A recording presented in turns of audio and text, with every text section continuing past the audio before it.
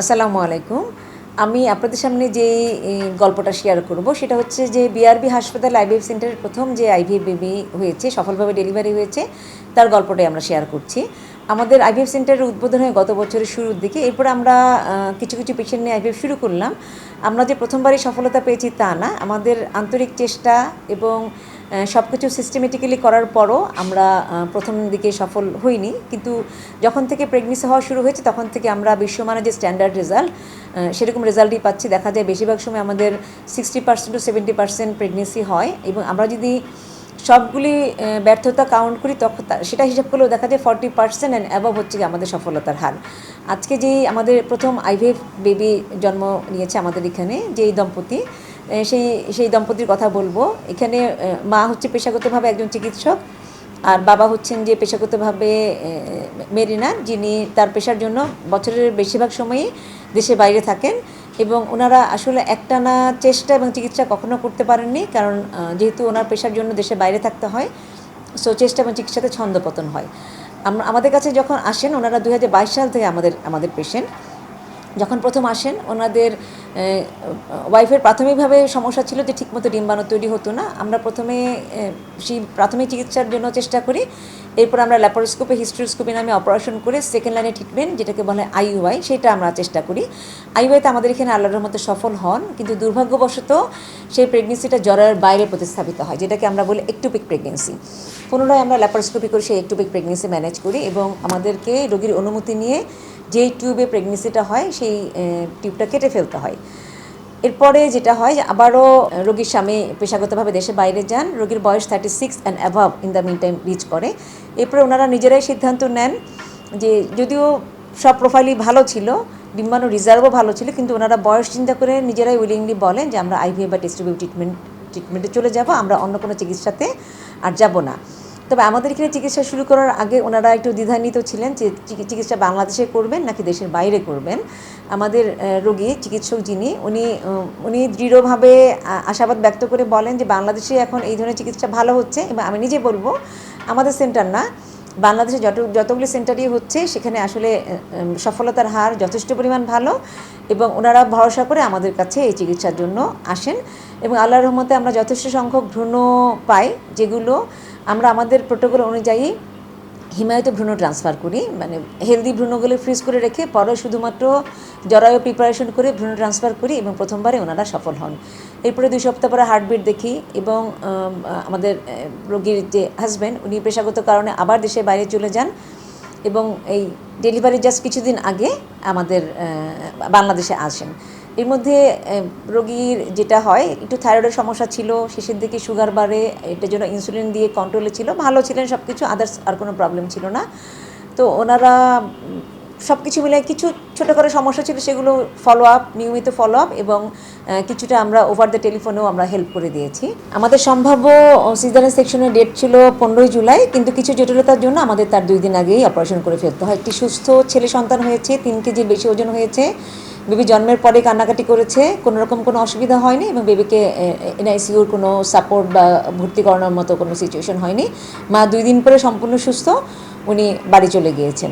এখন এই গল্পটা যেটা বিষয়, যে আমি বলতে চাই যে আমাদের যেটা আমি প্রথমে বলেছিলাম, শুধু বিআরবি হাসপাতাল আইভিএফ সেন্টার না, বাংলাদেশে যতগুলো আইভিএফ সেন্টারেই চিকিৎসা চলছে সেটাতে বিশ্বমানের চিকিৎসা চলছে। আমাদের সেন্টার নিয়ে বলতে চাই যে আমাদের সেন্টারের সফলতার হার এখন 50 to 60-70% পর্যন্ত প্রেগনেন্সি হয়। একবার তো আমরা 75% অনগোয়িং প্রেগনেন্সিও পেয়েছি।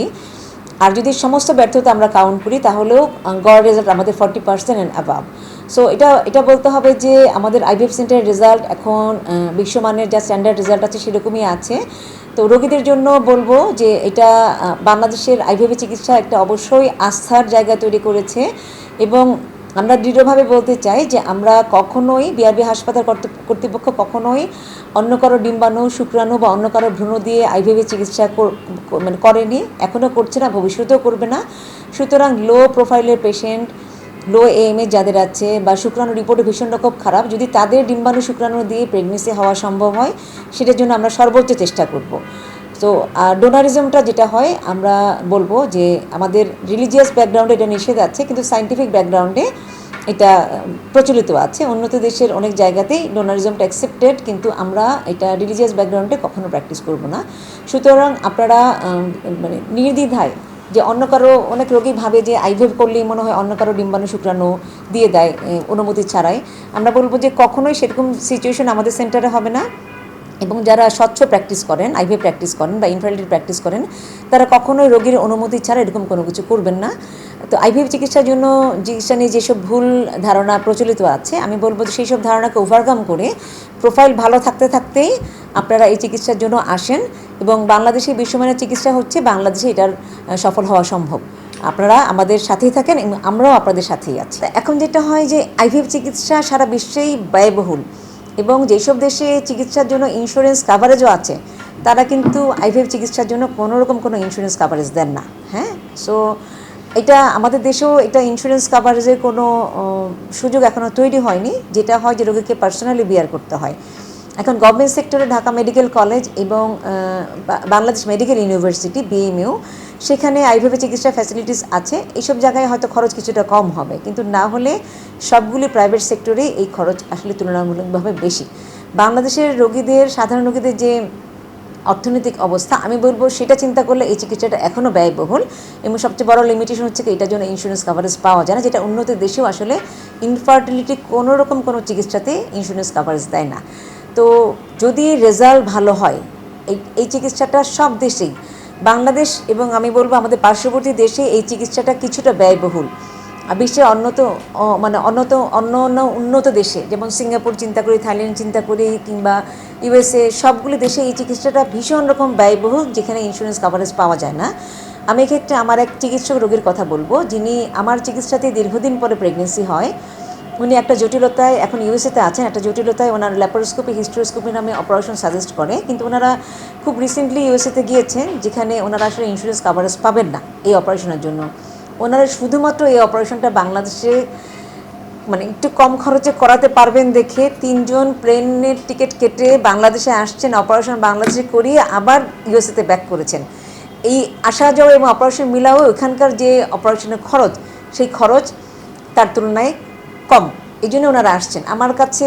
অস্ট্রেলিয়া থেকে বাংলাদেশি রোগীরা আসেন, মধ্যপ্রাচ্য থেকে প্রচুর রোগীরা আসেন, ইউকে থেকেও আসছেন, শুধুমাত্র এই চিকিৎসা কম ব্যয়বহুল, পার্সোনালি খরচ বেয়ার করলেও কম ব্যয়বহুল হবেন দেখেই বাংলাদেশে চিকিৎসা নিতে আসছেন। কেমন? তো উন্নত অনেক দেশের তুলনায় কিন্তু বাংলাদেশে এবং পার্শ্ববর্তী দেশে এই চিকিৎসা এখনও হাতের নাগালে। কিন্তু যেটা হয় যে যাদের জমি জমা বিক্রি করে বা ঘরবাড়ি বন্ধক রেখে চিকিৎসা করতে হবে, তারা আসলে প্রাইভেট সেক্টরে এই চিকিৎসা এখনও নিতে পারবেন না, কারণ সফলতার হার খুব ভালো হলেও 100% প্রেগনেন্সি তো আসলে কোনো সেন্টারে দিতে পারবে না। দ্বিতীয়ত হয় যখন প্রেগনেন্সি হয়, সেই প্রেগনেন্সিকে কন্টিনিউ করার জন্য যে সাপোর্টিভ মেডিসিন আমরা দেই, সেই মেডিসিনগুলো কিন্তু এখনও যথেষ্ট ব্যয়বহুল। এটা যদি গভর্নমেন্ট সেক্টর থেকে কোনো ফান্ডিং না হয়, এবং গভর্নমেন্ট সেক্টরে, গভর্নমেন্ট ইনস্টিটিউটে যদি প্রচুর পরিমাণ আইভিএফ চিকিৎসার ফ্যাসিলিটিস না থাকে, তাহলে এখনও রোগীদের জন্য আমি বলবো এটা একটা বার্ডেন। আর আমাদের দেশ তো আসলে পপুলেশন, ওভার পপুলেশনের একটা দেশ। সো গভর্নমেন্ট সেক্টরও আসলে প্রাইভেট খাতে এটা করবে না, মানে ফান্ডিং আসলে দিবে না। যদি ফান্ডিং যেটা দেয় সেটা গভর্নমেন্ট সেক্টরেই দিবে। আর এদিকে আর্মি পার্সন, মানে আর্মি, নেভি বা এয়ারফোর্স পার্সন যারা সিএমএইচে চিকিৎসা করেন, সেখানে আসলে ওদের একটা ফান্ডিং আছে, সেখানে এই চিকিৎসাটা হাতের নাগালে, কিন্তু সেটা তো বাইরের রোগীদের জন্য আসলে হবে না। তো প্রাইভেট সেক্টরের সব জায়গাতেই কম বেশি এই চিকিৎসাটা আমি বলবো ব্যয়বহুল। রোগীদের জন্য যেটা বলবো যে ওভারঅল ইনফার্টিলিটি বা বন্ধ্যত্ব নিয়ে একটা নেতিবাচক ধারণা, মিথ এখনও আমাদের সোসাইটিতে আছে। একসময় তো বলা হতো শুধুমাত্র বন্ধা নারী, বাজা নারী, মানে শুধু মেয়েকেই দোষ দেওয়া হতো। এরকমও আছে যে পুরুষের জন্য প্রেগনেন্সি হয় নাই, কিন্তু সংসার কিন্তু একের পর এক ভেঙে গেছে। এমন হয়েছে 3-4টা বিয়ের পরে দেখা গেল যে আসলে হাজব্যান্ডের শুক্রাণুর সমস্যা, তার আগের ওয়াইফ যে 3 জন ডিভোর্স হয়ে গেছে, তাদের কারোরই কোনো সমস্যা ছিল না। এখন শিক্ষিত মানুষজনের মধ্যে অ্যাওয়ারনেস বেড়েছে, কিন্তু তারপরেও অনেক সময় এমন লো প্রোফাইলের রোগী আমাদের কাছে আসে, যারা হয়তো বিয়ের পরে অনেক বছর পার করে ফেলছেন, চিকিৎসা নিয়েছেন অথবা চিকিৎসা নেন নাই, কিন্তু এমন একটা পর্যায়ে আসছেন যখন তারা সর্বোচ্চ ট্রিটমেন্ট করার জন্য অর্থনৈতিক, মানসিকভাবে প্রস্তুত আছে, কিন্তু তখনও সেই এমনভাবে আসেন যে সেই সময় চিকিৎসাটা আমাদের হাতের নাগালের মধ্যে থাকে না। আমি বলবো যারা বিবাহিত, তারা যখন থেকে প্রেগনেন্সি প্ল্যান করবেন, 3-4 মাস বা সর্বোচ্চ 6 মাস যদি বয়স 30-এর মধ্যে থাকে এবং সেটা যদি ফিমেল পার্টনারের বয়স হয়, তাহলে 6 মাস পর্যন্ত নিজেরা চেষ্টা করে দ্রুত কোনো অভিজ্ঞ গাইনি বিশেষজ্ঞ বা ফার্টিলিটি স্পেশালিস্ট যদি হাতের নাগালে থাকে চিকিৎসা করান, অন্তত ইভ্যালুয়েশন শুরু করেন। প্রোফাইল ভালো থাকলে 1 বছর পর্যন্ত নিজেরা চেষ্টা করতে পারেন। আর যেখানে ফিমেল পার্টনারের বয়স 30 অ্যান্ড অ্যাভাব, তাদের ক্ষেত্রে খুব দ্রুতই চিকিৎসকের শরণাপন্ন হওয়া উচিত। এটা একটা বিষয়। দ্বিতীয় বিষয় হচ্ছে যে বন্ধ্যত্ব নারী এবং পুরুষ উভয়েরই হতে পারে, অথবা এমন হতে পারে দুইজনে একসাথে কারণ থাকতে পারে। সেই ধরনের ক্ষেত্রে কিছু রোগী থাকেন যে এত বস্তা বস্তা ফাইল নিয়ে আসেন, কিন্তু আমরা ফাইল ঘাটাঘাটি করলে পরে বুঝতে পারি যে তাদের আসলে কোথাও প্রপার ট্রিটমেন্ট হয় নাই। কাউকে কোথাও 2 মাস দেখিয়েছেন, তারপরে অন্য ডাক্তারের কাছে গেছেন, আবার অন্য ডাক্তারের কাছে গেছেন, হয়তো 5 বছরে 20 জন ডাক্তার কনসাল্ট করা হয়ে গেছে, কিন্তু প্রপার ট্রিটমেন্ট আসলে হয় নাই। সেটা আমি বলবো যে যদি দেখেন যে চিকিৎসক আপনার কথা মনোযোগ দিয়ে শুনছেন এবং আপনার সমস্যাগুলো সমাধানের চেষ্টা করছেন, তাহলে এক জায়গায় একটু দীর্ঘ সময় চিকিৎসা করলে আপনারা বেশি বেনিফিটেড হবেন। তৃতীয় যেটা বিষয়, যে আইভিএফ বেবি বা আইইউআই বেবি বা ইনফার্টিলিটি যে চিকিৎসাতে বেবি হয়, অনেকেই ভাবেন সেই বেবিগুলো দেখতে অন্যরকম হবে বা সোসাইটিতে দেখলে বোঝা যাবে যে এই বেবিটা স্পেশাল কোনোভাবে হয়েছে, সেরকম কোনো কিছু না। এই বেবিগুলো দেখতে একদম সাধারণ 8টা-10টা বাচ্চার মতোই হয়ে থাকে এবং আইকিউ সাধারণ বাচ্চাদের মতোই হয়ে থাকে। সো আপনারা ওরকম কোনো কিছু যে গুজবে কান দেওয়া, সেরকম কোনো কিছু আসলে বিশ্বাস করবেন না। আর যেটা হয় যে আইভিএফ করলেই অন্য কারো ডিম্বাণু শুক্রাণু বা ভ্রূণ দিয়ে দিবে, সেটাও বিশ্বাস করবেন না। অথেন্টিক সেন্টার কখনোই সেরকম কোনো কিছু করে না, সেরকম কোনো কিছু সাজেস্ট করে না।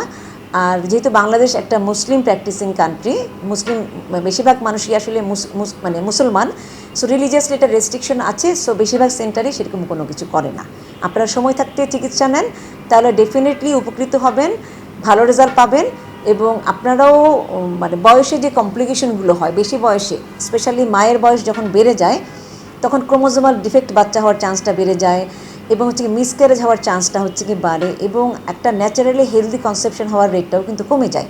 সো বয়সে জটিলতাতে পড়ার আগেই আমি বলবো যে মানে একটা বেবি অন্তত আপনাদের হয়ে যাওয়া উচিত। আর একটা বেবি আসলে ফ্যামিলি বন্ডিং, কাপলদের মধ্যে বন্ডিং এবং একটা মানে যে শুধু বাচ্চা না হওয়ার জন্য যেই ডিপ্রেশনটা থাকে কাপলদের, সেই ডিপ্রেশনটা ওভারকাম করতে অনেকভাবে হেল্প করে। আমাদের হসপিটালে যেটা হয়েছে যে আমরা ইনকিউবেটর, যেখানে ভ্রূণ কালচার করি, সেটা যথেষ্ট অ্যাডভান্স লেভেলের একটা ইনকিউবেটর। আমাদের এমব্রায়োলজিস্ট দক্ষ, আমাদের লেজার অ্যাসিস্টেড হ্যাচিং মেশিন নিয়ে আসছি আমাদের কাছে আছে। যেসব ভ্রূণের ক্ষেত্রে আমাদের লেজার করে হ্যাচিং করাতে হেল্প করতে হবে, সেটাও আমরা করতে পারছি। পিজিটি যে টেস্টটা আছে, যে ক্রোমোজোমাল প্রবলেম আছে কিনা, সেই পিজিটি টেস্ট বাংলাদেশে চালু হয়নি, কিন্তু একটি আইভিএফ সেন্টার সেই পিজিটির জন্য ইকুইপমেন্ট নিয়ে আসছে। যদি পিজিটি টেস্ট বাংলাদেশে চালু হয়, তাহলে আমরা লেজার অ্যাসিস্টেড হ্যাচিংয়ের মাধ্যমে পিজিটি টেস্টের জন্য স্যাম্পল কালেক্ট করে দিতে পারবো। আর যেটা হয় যে অনেক জায়গাতে এমব্রয়ো গ্লু ব্যবহার করা হচ্ছে, এমব্রয়ো গ্লু আমরা নেক্সট থেকে ব্যবহার করা শুরু করবো, তাতে সফলতার হার কিছুটা হলেও বাড়ার সম্ভাবনা আছে। আমি বলবো যে আমাদের অ্যাডভান্স অনেকগুলি মানে আমাদের ক্লিনিক্যাল পার্ট, আমাদের ল্যাবের পার্ট, আমাদের এমব্রায়োলজিস্টের পার্ট এবং আমাদের যে লেজার অ্যাসিস্টেড হ্যাচিং, সেইগুলো যথেষ্ট অ্যাডভান্স লেভেলের আছে। সুতরাং অ্যাডভান্স লেভেলে অনেক টেকনোলজি আমাদের বাংলাদেশে অ্যাভেলেবেল আছে, আমাদের সেন্টার অবশ্যই অ্যাভেলেবেল আছে। কিন্তু অনেক দেশের বাইরে অনেক সেন্টারে আছে যে এআই দিয়েও এমব্রায়ো সিলেকশন বা অনেক কিছু করে। এআই এর ফ্যাসিলিটিসগুলো এখন আমরা চালু করতে পারি নাই, সেটা একসময় হয়তো আমরাও নিয়ে আসতে পারবো।